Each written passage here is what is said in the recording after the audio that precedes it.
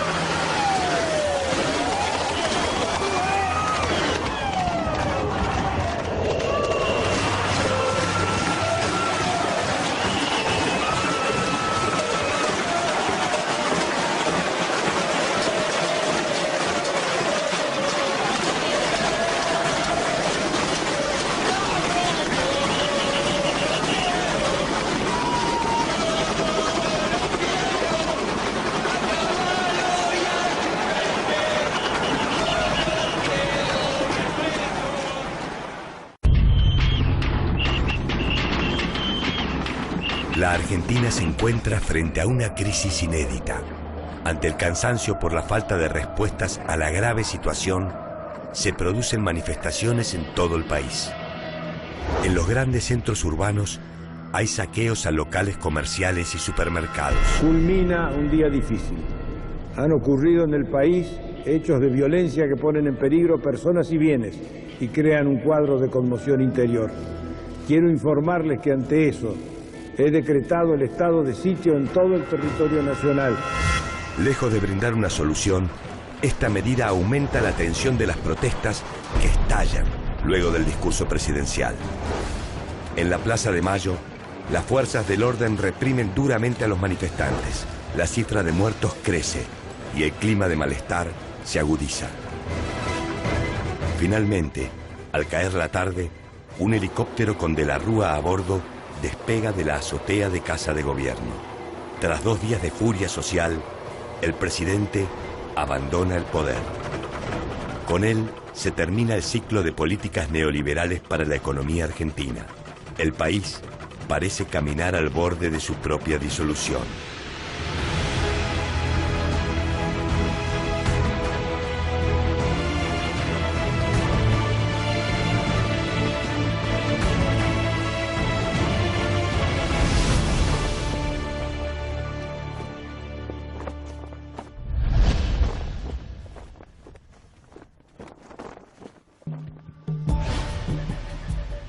Carlos Saúl Menem nació el 2 de julio de 1930 en Anillaco, provincia de La Rioja.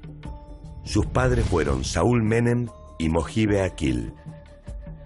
Realizó sus primeros estudios en aquella provincia y luego se instaló en Córdoba, donde cursó la carrera de abogacía. El 15 de septiembre de 1937, en la ciudad de Córdoba, nació Fernando de la Rúa. Sus padres fueron Antonio de la Rúa y Eleonora Bruno. Luego de cursar la secundaria en el Liceo Militar General Paz, ingresó a la universidad, donde se recibió de abogado.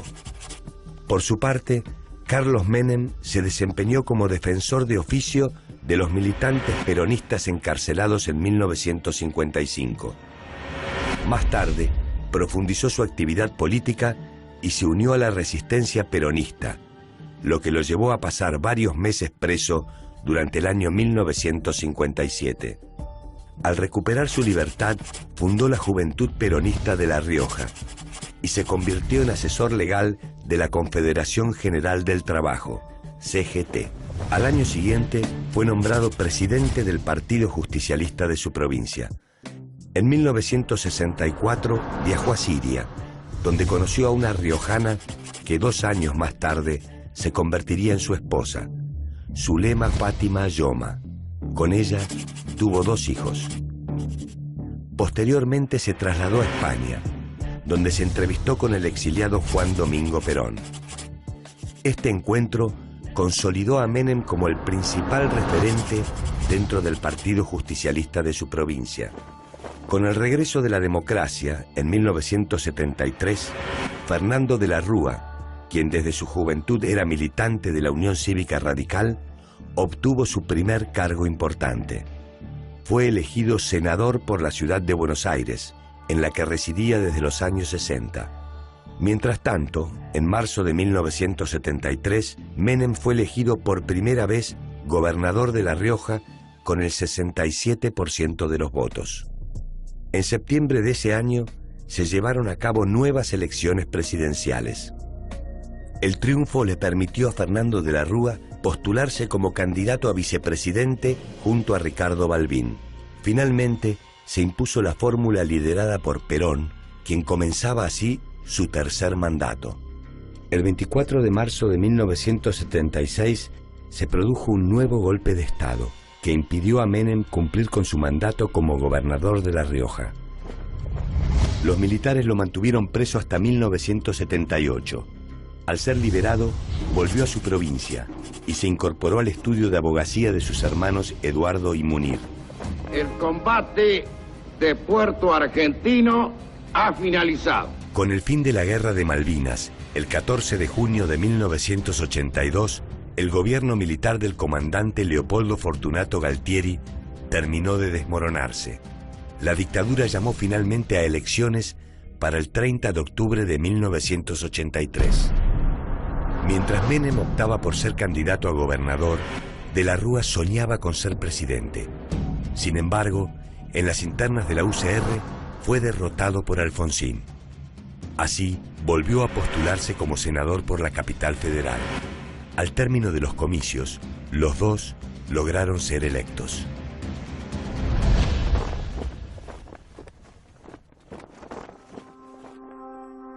El triunfo del radical Raúl Alfonsín en su camino a la presidencia provocó dentro del justicialismo un proceso de cambios profundos que tuvo a Menem como un actor principal. Junto con Antonio Cafiero, Carlos Grosso y José Manuel de la Sota conformaron la Renovación, una línea interna que se hizo con el control del partido en 1986 e impuso elecciones internas para elegir autoridades partidarias y definir candidaturas. Al año siguiente, y en las elecciones de diputados y gobernadores, Menem logró su reelección como gobernador, mientras que Antonio Cafiero obtuvo la gobernación de la provincia de Buenos Aires. Hacia 1988, la Argentina vivía una dura crisis económica. Pese a los esfuerzos del presidente Alfonsín y al constante cambio de ministros de Economía, la situación empeoraba día a día. De forma inesperada, en las internas justicialistas del 9 de julio de 1988, la fórmula presidencial Carlos Menem Eduardo Duhalde se alzó con el triunfo. Al año siguiente, la crisis económica culminó en un proceso hiperinflacionario. Mientras la pobreza y el desempleo aumentaban y el poder político del presidente se diluía, Menem en campaña prometía el salariazo y la revolución productiva. Por los niños pobres que tienen hambre, por los niños ricos que tienen tristeza, por los hermanos sin... Su eslogan de campaña, "Síganme, no los voy a defraudar", simbolizó el nacimiento de una nueva mayoría política. Yo les pido que me sigan, síganme, no los voy a defraudar, no los voy a defraudar. El 14 de mayo de 1989 se realizaron las elecciones presidenciales. La fórmula del Partido Justicialista obtuvo el 47,5% de los votos frente al 32,5% de los radicales Eduardo Angelós, Juan Manuel Casella. Carlos Saúl Menem era el nuevo presidente de los argentinos.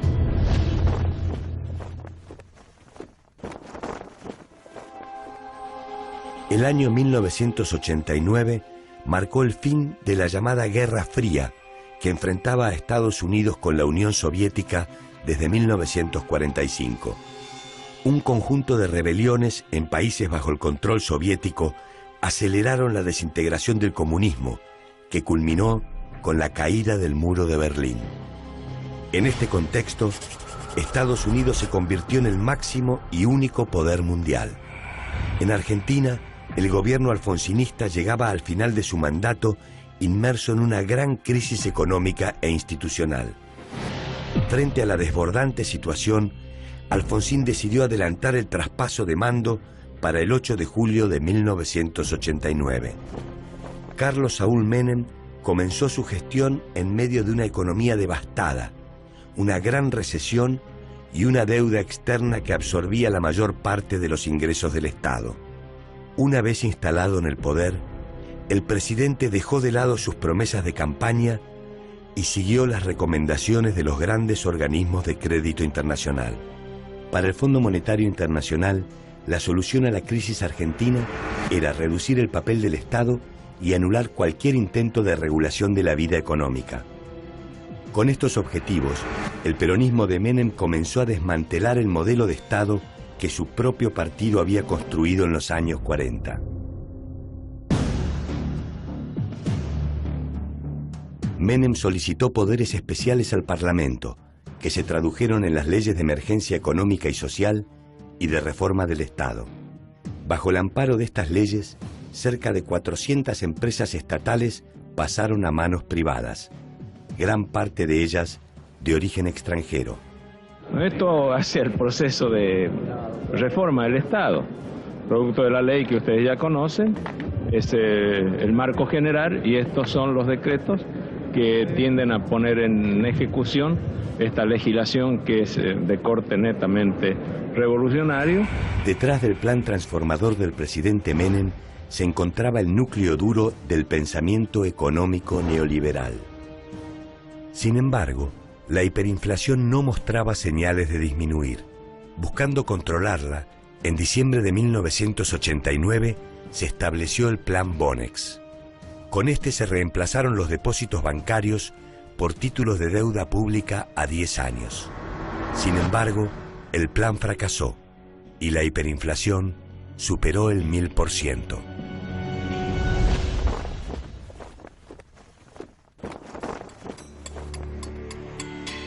En busca de una solución, el ministro de Economía Herman González fue desplazado y el 1 de marzo de 1991 asumió Domingo Cavallo. Pocos días después, el flamante ministro logró que el Congreso sancionara la llamada Ley de Convertibilidad. El austral, la moneda en curso de entonces, fue reemplazado por el peso. Se estableció entonces un tipo de cambio fijo de 1 peso igual $1, lo que exigía que el Estado tuviera reservas en dólares que respaldaran el 100% de los pesos en circulación. El resultado del plan conducido por el ministro Cavallo tuvo un éxito inmediato. De la mano de su ministro de Economía, Menem controló la hiperinflación, pero alentado por este éxito, continuó con su plan de desmantelamiento del sector público. Nuevas leyes afectaron las áreas de salud y educación de las provincias. Con el cierre de miles de ramales ferroviarios, pueblos enteros quedaron condenados al olvido. Estas medidas produjeron el empobrecimiento de gran parte de la población y el incremento de la desigualdad entre las provincias. En 1993, con la reforma del sistema previsional, el plan económico parecía imparable. A partir de ese momento, las llamadas administradoras de fondos de jubilaciones y pensiones, AFJP, se encargaron de administrar de forma privada los aportes previsionales de los trabajadores y patrones. Al tiempo que se desarrollaba y profundizaba el plan del ministro Cavallo, la Argentina establecía un fuerte vínculo con los Estados Unidos, de la mano del ministro de Relaciones Exteriores, Guido Di Tella. Durante la Primera Guerra del Golfo, se enviaron 2 barcos argentinos a Irak y se abandonó el llamado movimiento de países no alineados. Este cambio de posición para la Argentina tuvo una grave repercusión interna. 2 cruentos atentados, uno en 1992 a la Embajada de Israel y el otro en 1994 a la AMIA, se cobraron la vida de decenas de personas. Hacia 1993, Carlos Menem era el eje de la escena política nacional. El presidente contaba con un amplio consenso social, producto de la estabilidad monetaria. El neoliberalismo implementado por el ministro Cavallo le dio seguridad a aquellos que tenían empleo, mientras el crédito y el dólar barato facilitaron la llegada de las últimas innovaciones tecnológicas y de los viajes al exterior. Mientras tanto, el desmantelamiento del aparato productivo se aceleraba y miles de fábricas cerraban sus puertas. Como consecuencia, la cifra de trabajadores desocupados iba en constante incremento. Pero a pesar de esto, el menemismo gozaba de una importante adhesión social.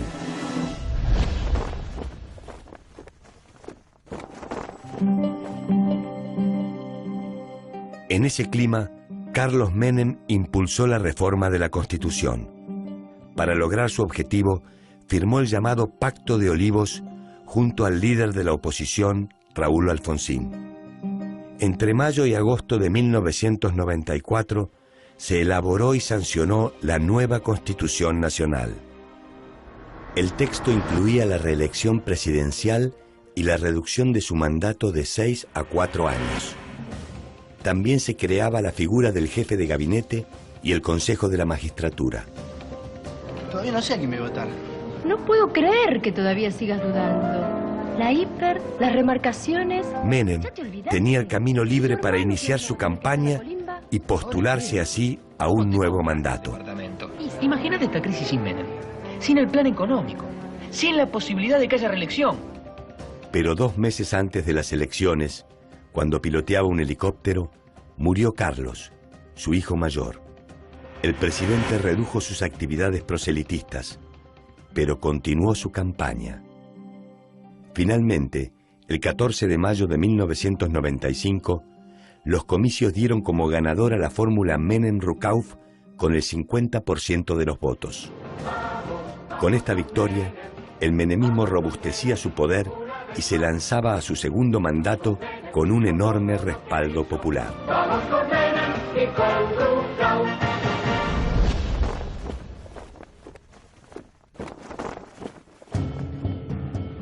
Yo,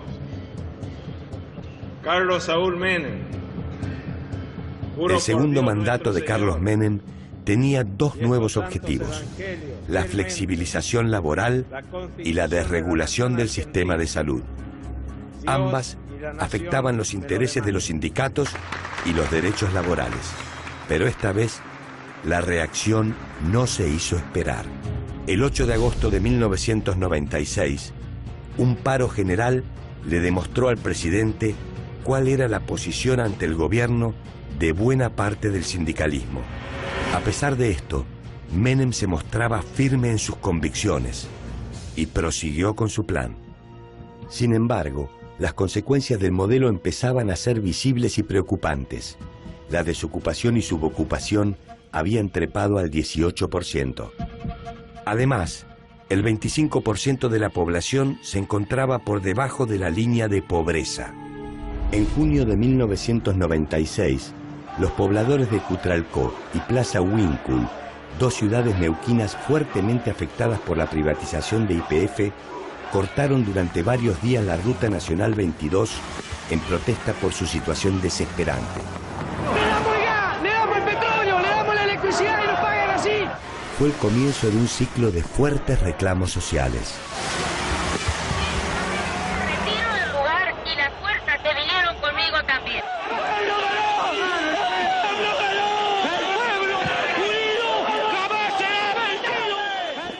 En las elecciones del 30 de junio de 1996, Fernando de la Rúa se convierte en el primero en ocupar el cargo como jefe de gobierno de la ahora Ciudad Autónoma de Buenos Aires.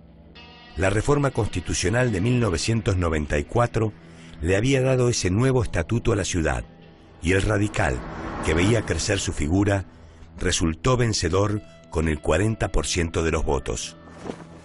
Hacia 1997, el modelo neoliberal empezó a mostrar fisuras y se desencadenó una fuerte recesión.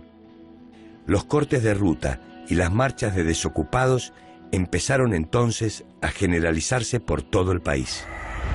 Por su parte, los distintos líderes de la oposición comenzaron a coincidir en un mismo espacio político para formar un proyecto alternativo. Fue así como en agosto de 1997, los dos partidos más importantes de la oposición se unieron. En el día de la fecha se reunieron los dirigentes de la Unión Cívica Radical, Raúl Alfonsín, Fernando de la Rúa, y del FREPASO, Carlos Chacho Álvarez, Graciela Fernández Meijide, Dante Caputo y Alberto Flamarique. Estas coincidencias programáticas y electorales se unificarán bajo el nombre Alianza por el Trabajo, la Justicia y la Educación. Su propuesta se basaba en la transparencia, la ética y la defensa de las instituciones, aunque se proponía mantener la convertibilidad como única forma de evitar el regreso de la hiperinflación. Fernando de la Rúa triunfó en la elección interna sobre Fernández Meijide y se erigió como candidato a presidente. Yo voy a terminar con esta fiesta para unos pocos. Durante su campaña, construida con una habilidosa estrategia de marketing político, se lo mostraba como un hombre serio, que encarnaba la antítesis de la corrupción y la ambición de poder representada por Menem. El 24 de octubre de 1999, la voluntad del electorado se inclinó por la fórmula Fernando de la Rúa, Carlos Álvarez, con el 49% de los votos frente al 32% que obtuvo la de Eduardo Duhalde, Ramón Ortega.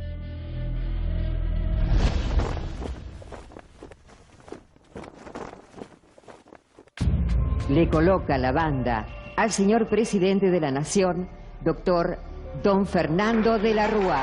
El nuevo presidente asumía su cargo en medio de un preocupante contexto económico y social. En busca de una solución, el gobierno acudió al Fondo Monetario Internacional, que a cambio de un crédito exigía un nuevo plan de ajuste. Esto llevó a que José Luis Machinea, el ministro de Economía, implementara un recorte del 13% en salarios y jubilaciones estatales, al tiempo que aumentaba los impuestos. Estas medidas generaron gran malestar en la población. A mediados del año 2000, el presidente enfrentó un escándalo político en el Senado de la Nación. En abril de ese año, se había aprobado la Ley de Reforma Laboral. Los rumores apuntaban a que el gobierno había otorgado millonarias coimas tanto a senadores oficialistas como opositores para que votasen afirmativamente.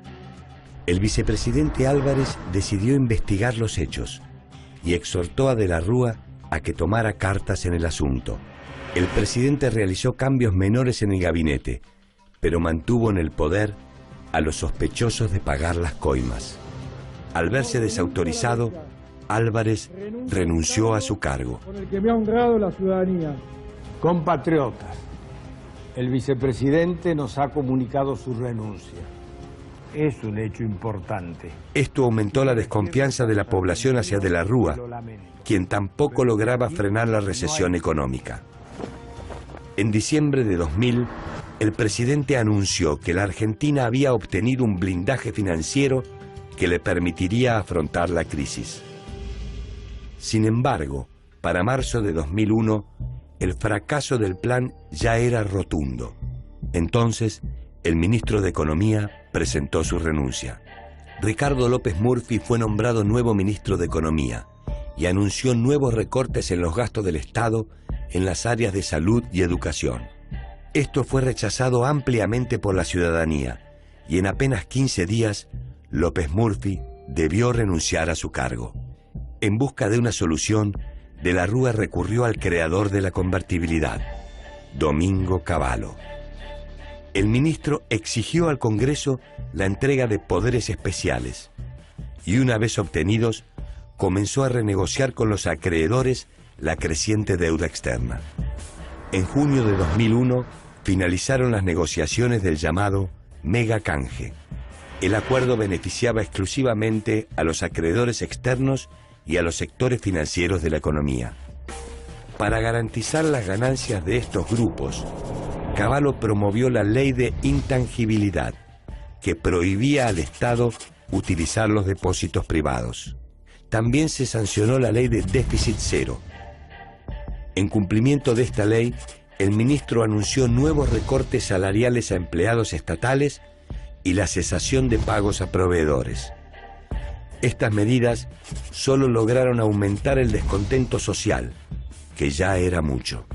Este malestar se tradujo en las urnas, en el llamado voto bronca, cuando en las elecciones legislativas del 14 de octubre de 2001, el voto blanco o nulo alcanzó la cifra histórica del 21%. Estos resultados evidenciaban la fragilidad del presidente De la Rúa y de la Alianza y el generalizado descrédito que caía sobre toda la clase política.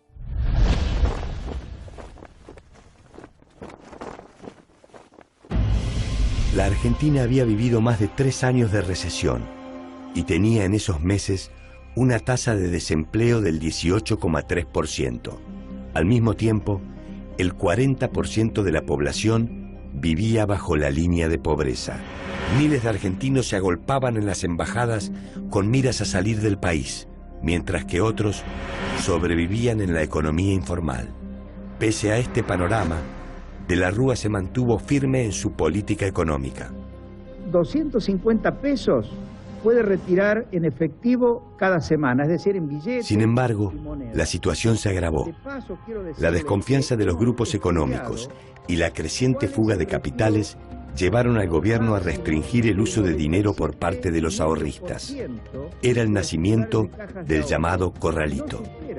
Mientras Cavallo viajaba a Washington para negociar con el FMI, el presidente De la Rúa intentaba convocar a un pacto nacional con los partidos políticos.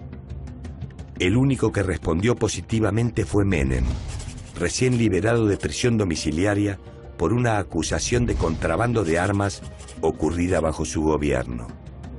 El presidente De la Rúa se encontraba en un punto crítico de su mandato.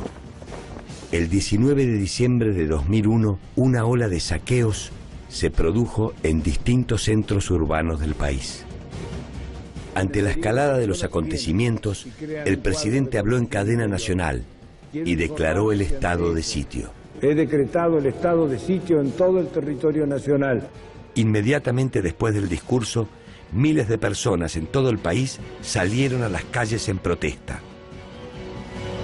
La noche del 19 de diciembre, calles y plazas se llenaron de caceroleros que se organizaban detrás de una sola consigna, contundente: que se vayan todos.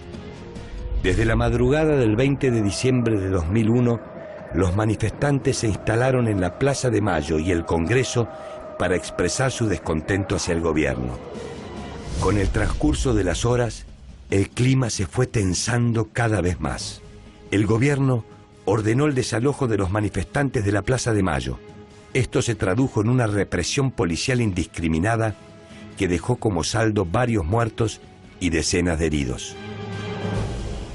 Acorralado ante un pueblo hastiado, sin capacidad de respuesta y aislado políticamente, Fernando de la Rúa presentó su renuncia el 20 de diciembre de 2001.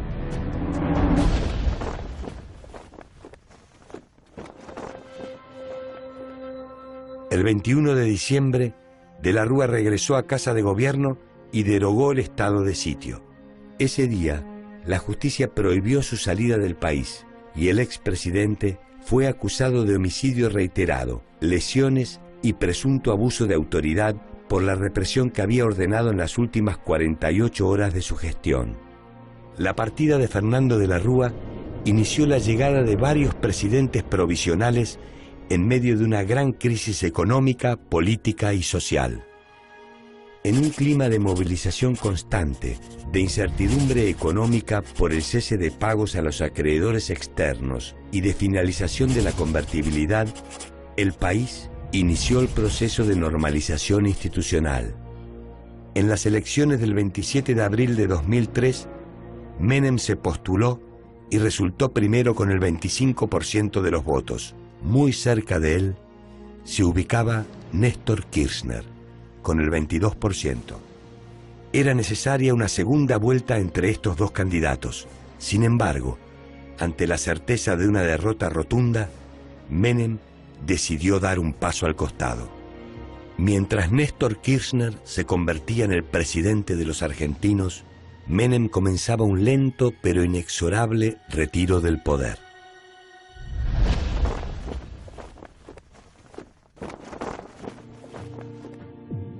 Los gobiernos de Menem y de la Rúa son los más claros representantes del neoliberalismo en la Argentina. En esos años, a imposición de un discurso único, apoyado y avalado por grandes grupos mediáticos y corporativos, se hace carne en los dos partidos populares que se suceden en el poder. En este contexto, el menemismo se convertirá en el máximo exponente de las recetas económicas impulsadas desde los grandes centros financieros del mundo. El gobierno de la Rúa, lejos de cuestionar este modelo, transita su corta y agónica gestión de gobierno profundizando las medidas neoliberales. La crisis del neoliberalismo es la crisis del país, y de ella se sale a partir de 2003, cuando la ciudadanía decide que los políticos que representan este pensamiento, poco a poco, comiencen a ser parte del pasado. Carlos Menem. Un reconstructor del país. Presidente Menem, expresidente Menem. El gran transformador. Upa, forte. Cavallo. Luchador. Cavallo. O conservador Maurício Macri tomou posse hoje como novo presidente da Argentina. A ex-presidenta Cristina Kirchner não compareceu à cerimônia. Uma multidão acompanhou Maurício Macri no trajeto para o Congresso argentino, onde prestou juramento como novo presidente. Os símbolos do mandato, o bastão e a faixa presidencial foram entregues na Casa Rosada por um presidente provisório, já que a Justiça argentina decidiu que o mandato de Cristina Kirchner terminou à meia-noite de ontem. Por isso, a ex-presidenta decidiu não participar do ato. Macri assumiu afirmando que seu governo vai se basear no combate à pobreza e ao narcotráfico. Cristina Kirchner se despediu dos 8 anos de presidência na noite de ontem, depois de inaugurar um busto do marido, Néstor Kirchner, que ficou 4 anos no poder. Do lado de fora da Casa Rosada, milhares de pessoas ocuparam a Praça de Maio em apoio a Cristina.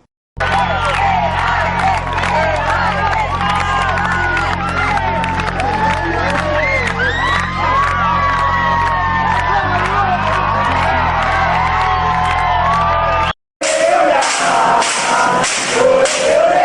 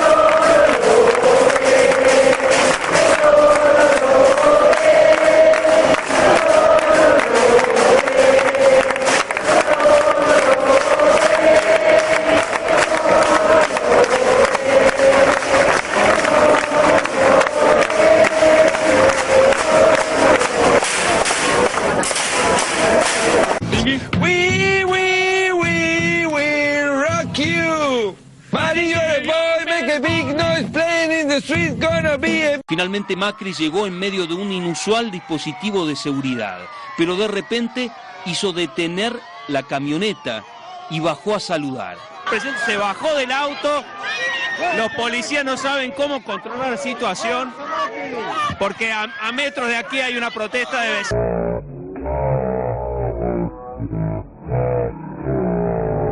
De aquí hay una protesta de vecinos autoconvocados de Sierras Chicas.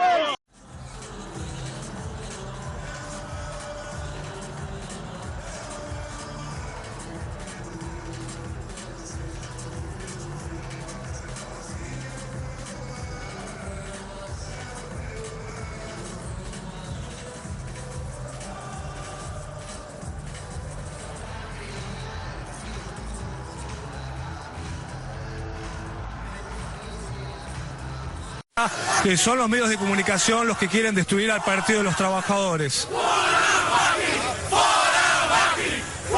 Bueno, ahí como escuchan, se escucha claramente, ¿no? Hay un mensaje a Macri, fuera Macri, dicen.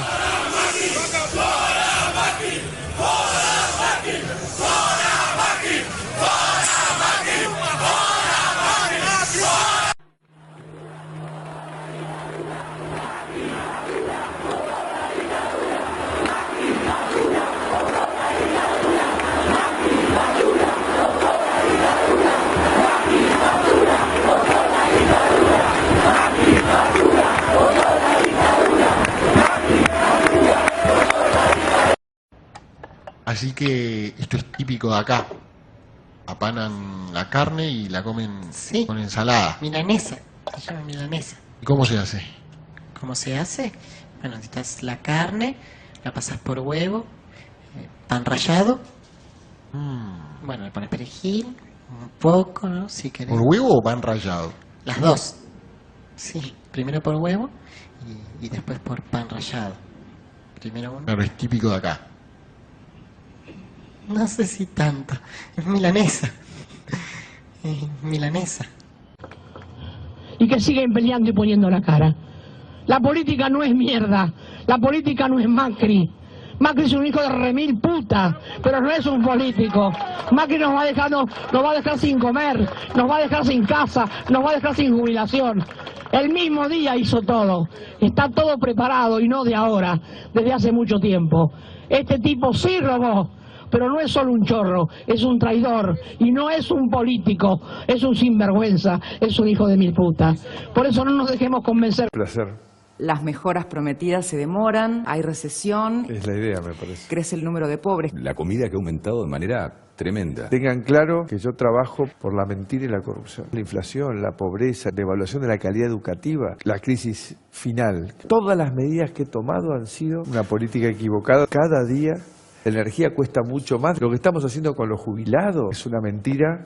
Yo estoy muy orgulloso de haber generado un espacio donde la justicia esté distraída frente a lo que pueda hacer cualquiera de mis funcionarios, que permitan que haya abuso en los precios. Ya nos conocemos hace mucho tiempo. La gente de hace rato se dio cuenta que yo tomé una decisión en mi vida, que mi futuro, mi felicidad iba a pasar por acumular más millones en una cuenta. Eso es algo emocionante. Realmente he prometido un impuesto perverso por primera vez en la historia. La pobreza está en cada economía regional. ¿Lo estamos haciendo? Usted está gobernando para los ricos. Lo importante es que el que gobierna ponga reglas de juego claras. Mi tarea es generar connivencia perversa entre la política y el mundo empresario. ¿Cuánto se robó, presidente? No, qué sé yo, millones. Más de 640 y pico de $1.000 millones más que la década menemista. No lo puedo creer.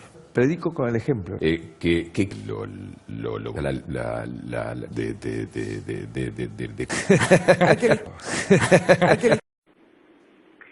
habla? Gabriela. Me llamaron ayer y les dije que no me interesa nada del banco. Mauricio Macri, ¿qué tal? Les dije que no me interesa nada del banco. Hablo con la científica. ¿A vos te pagan por hablar un tiempo largo, porque te registra la llamada un tiempo largo? Yo dejo libre el teléfono y... Yo te llamo para primero felicitarte y decirte que ha sido un orgullo para todos los argentinos. No me interesa nada de ningún banco de este país de mierda que vota este hijo de mil puta de Macri del orto y que se vaya a la puta madre que lo parió. Macri, su banco de mierda y toda la gente de mierda que pretende que por un globito de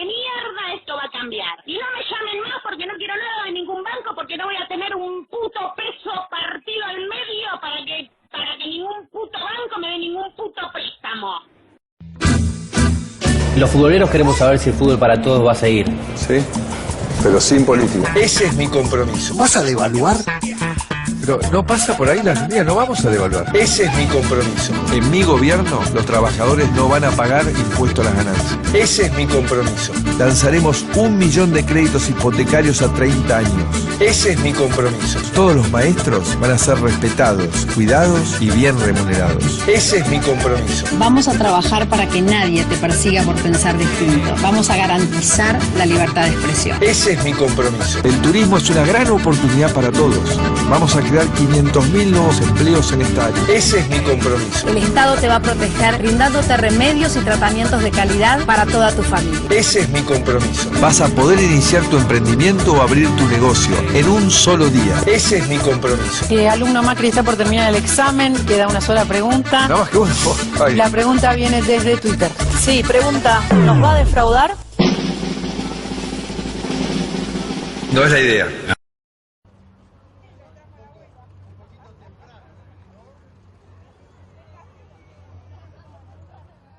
Haciendo estas obras, generamos trabajo de calidad.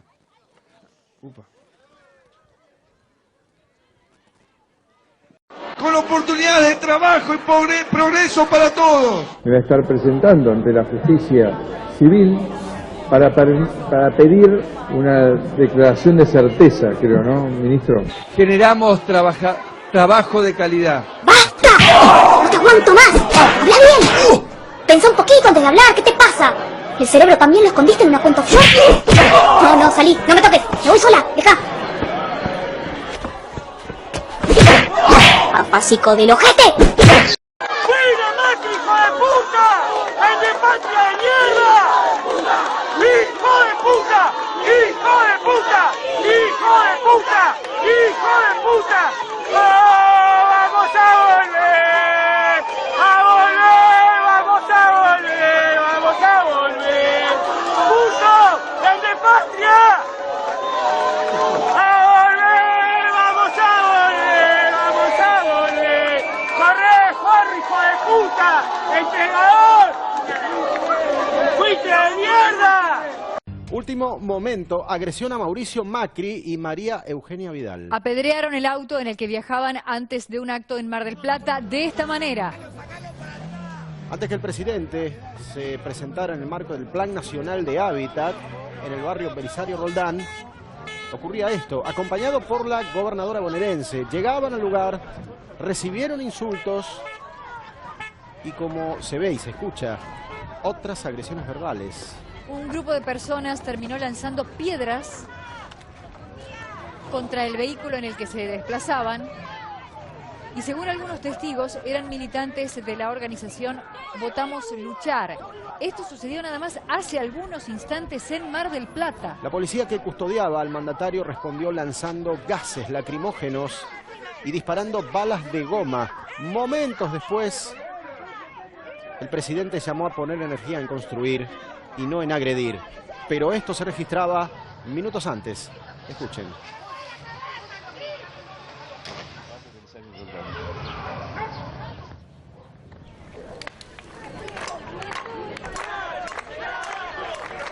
¿Qué pasa? Mirá cómo los dieron, hermano. A ver, ¿qué más es? Ezequiel.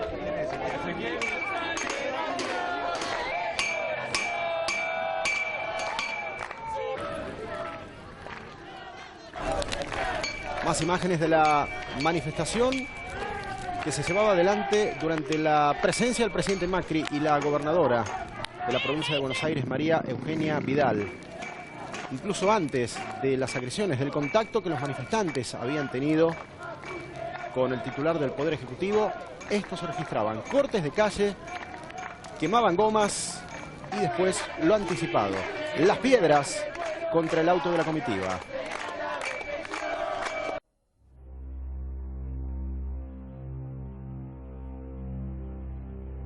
Macri, hijo de puta, te pareces a Avenida de la Rúa, vos para los pobres no gobernás, este gobierno es un neoliberal, no nos sirve ni la sube, la carne también subió, no tengo ni pa' cigarro, la puta que te parió. Vamos, dale, dale. Macri, hijo de puta, me pareces a Menemía de la Rúa, el palo por no verdad. Este gobierno es un neoliberal, no sacaste los suicidios, el gas y la luz subió. Macri, hijo de puta, no tengo ni para el asado, la puta que te parió. Vamos, Macri.